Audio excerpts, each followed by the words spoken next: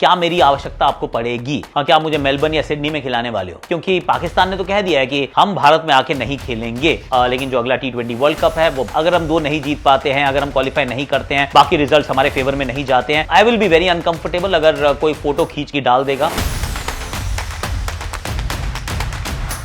Welcome back to sharp opinions. मैं हूं अनुराग और मेरे साथ हैं आकाश चोपड़ा।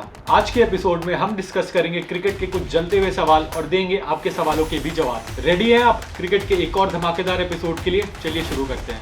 क्या आर अश्विन को अपना रिटायरमेंट बॉर्डर गवास्कर ट्रॉफी के बाद लेना चाहिए था, considering India might need 2 spinners for the Sydney test? Akash, आपका क्या ओपिनियन है? सवाल बिल्कुल एक्चुअली ये सही है कि क्या मिडिल ऑफ द सीरीज ये फैसला करना सही था, उचित था। एक तरीके से आप देखते हैं कि खिलाड़ी का मन भर गया, वो कहता है नहीं इसके बाद मैं नहीं रहना चाहता हूं। हो सकता है कि उनकी एक कॉन्वर्सेशन भी हुई हो कप्तान के साथ, टीम मैनेजमेंट के साथ, which we are not privy to, कि क्या मेरी आवश्यकता आपको पड़ेगी, क्या मुझे मेलबर्न या सिडनी में खिलाने वाले हो। अगर वहाँ से उनको मिला कि Ashwin we don't know, we may not actually play you, तो उन्हें लगा होगा कि दैट्स इट यार, तो फिर चलता हूँ मैं।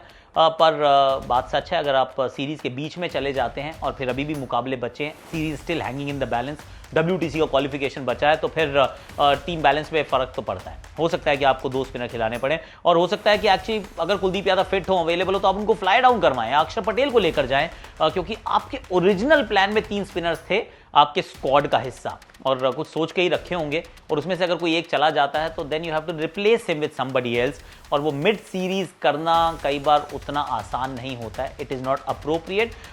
So yes, one school of thought is कि अगर आने वाले मुकाबलों में 2 स्पिनर खेलने की सोच है भारतीय टीम की, पॉसिबल है, सिडनी में एक मैच है, तो फिर शायद अश्विन को वेट कर लेना चाहिए था थोड़ा सा।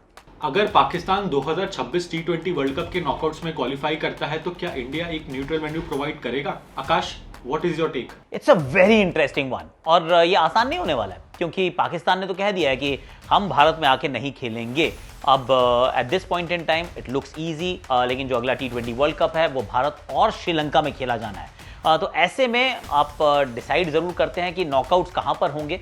सारे एक कंट्री में नहीं होते हैं। जब आप 2 कंट्रीज मिलकर अगर किसी टूर्नामेंट को होस्ट करती हैं, तो 1 पार्ट ऑफ द नॉकआउट्स एक कंट्री में होता है, the other part of the knockouts including the finals वो दूसरी कंट्री में होता है। तो ये मुझे लगता है कि it will be a little premature to assume, या फिर हम अटकलें लगाएं कि किस तरीके से हो सकता है, कहाँ हो सकता है, क्या पाकिस्तान होगा तो क्या भारत को बाहर ले जाना पड़ेगा, या फिर Bharat will actually force the issue और भारत में करवाएगा। आई थिंक थोड़ा सा इसके लिए और वेट करना पड़ेगा। By the time we come closer to it, थोड़ी सी और क्लैरिटी आ जाएगी। अगर इंडिया WTC फाइनल में क्वालिफाई नहीं करता है तो आकाश, आपके हिसाब से अगले WTC साइकिल में इंडिया का नया कैप्टन कौन होना चाहिए? हाइपोथेटिकल सिनेरियो है कि भारत क्वालिफाई करेगा या नहीं करेगा। वैसे तो देखें बिल्कुल स्ट्रेट फॉरवर्ड है, आप 2 मैच जीतिए, आप क्वालिफाई कर जाएंगे, किसी की मदद की जरूरत नहीं पड़ेगी, and then this question will not arise. तो हाइपोथेटिकल इसलिए कि अगर हम 2 नहीं जीत पाते हैं, अगर हम क्वालिफाई नहीं करते हैं, बाकी रिजल्ट्स हमारे फेवर में नहीं जाते हैं, एंड देन व्हाट? क्या फिर हम नए साइकिल में एक नए कप्तान के साथ खेलें, या फिर रोहित के साथ ही आगे की तरफ बढ़ते रहें? आई थिंक बहुत जल्दी है ये कुछ भी कहना, क्योंकि अटकलें हैं, वो अटकलों का बाजार जो है बहुत गर्म रहेगा। पर सच ये है कि 2 मैचेस हैं, 2 मैच भारत जीत सकता है। दोनों मैचेस में हो सकता है कि रोहित शर्मा 2-2 शतक लगा दें, एक दोहरा शतक लगा दें, और फिर ओपिनियन जो है फिर बदल जाएगी। करंट जो हम जिस बैकड्रॉप से बात कर रहे हैं, जो रीसेंसी की जो बायस है कि रन्स नहीं बने हैं, ना उनके बने, ना कोहली के बने हैं, and then you start thinking of transition, you start thinking of writing a new chapter.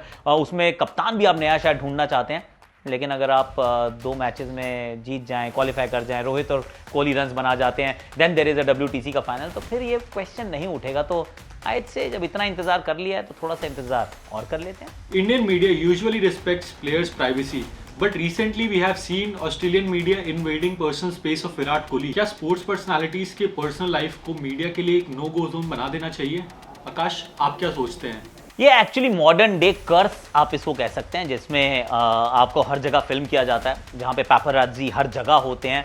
कुछ तो ये भी कहते हैं कि आप एयरपोर्ट पे क्लिक होते हैं क्योंकि आपने किसी को बताया होता है कि that you are actually arriving.